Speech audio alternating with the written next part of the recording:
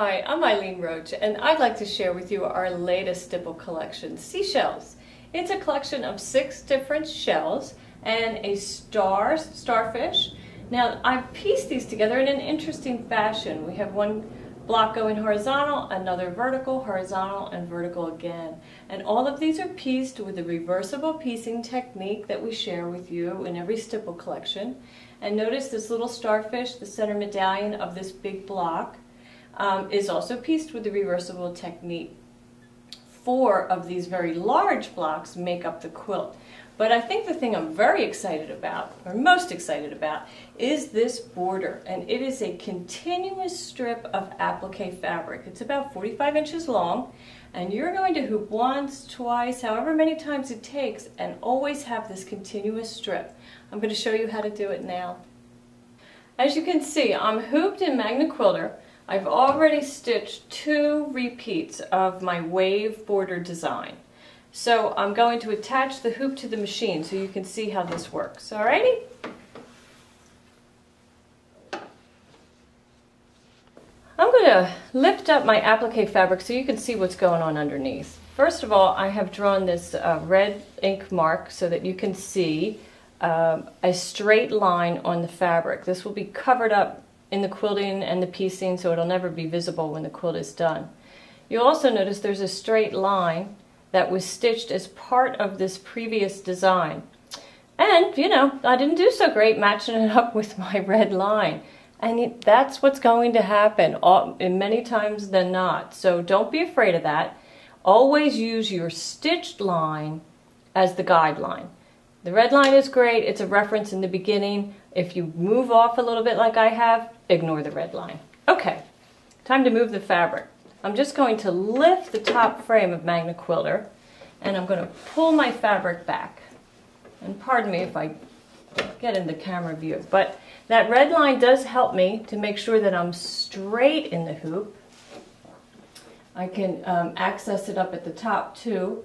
At the top it's at 3 5/8, and down here it's not. So I will position the fabric so that I'm at the 3 5/8.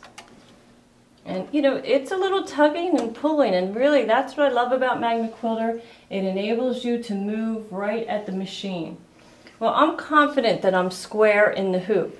Now I have to get the needle up to that previously stitched line. So I'm going to select my trace feature in the machine, and that will let me put my needle in the left upper point of the design.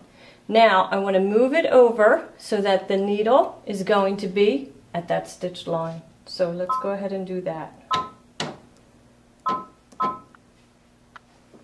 And you just, you know, it takes about it goes 1 millimeter at a time, and I don't really want to rush it and go beyond. I of course can drop the foot and still travel through, and I can even move over. And then as a last reference point, I drop the needle. And boy, it sure is right in that stitched line. So I'm going to say okay and go. But I am going to make sure that my applique strip is out of harm's way. And I'm off to the horses.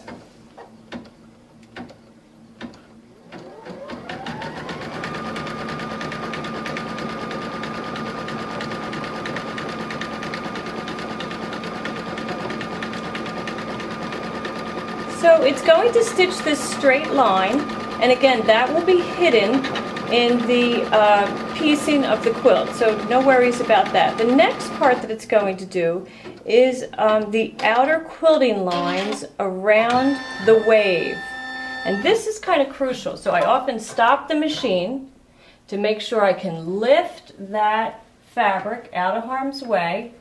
And as you can see, there's previously stitching right there, previously stitched stitches right there.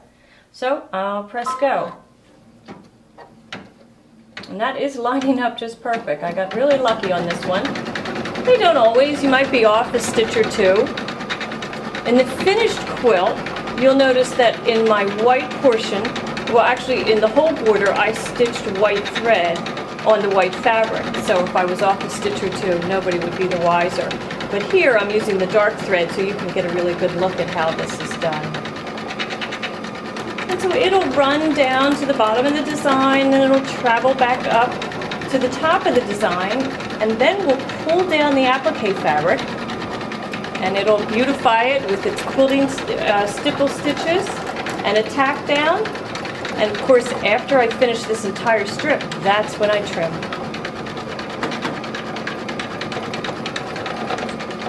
It has just completed that second color, or I guess that was the first color. So now I'm ready to pull this down. And just carefully pull it, and I want to make sure that it's smooth. I can check to make sure that it's going to cover that stitching line, because we do want to stay in straight. And I'll just lower the presser foot, and off it'll stitch.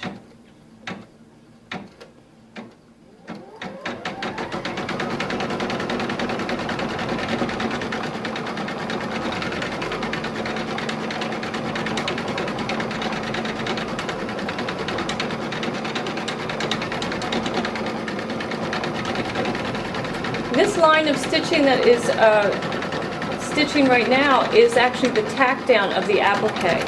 So when it's time to trim, you will place the scissors very close to that stitching line and trim away this excess fabric, and your wave will be on that side.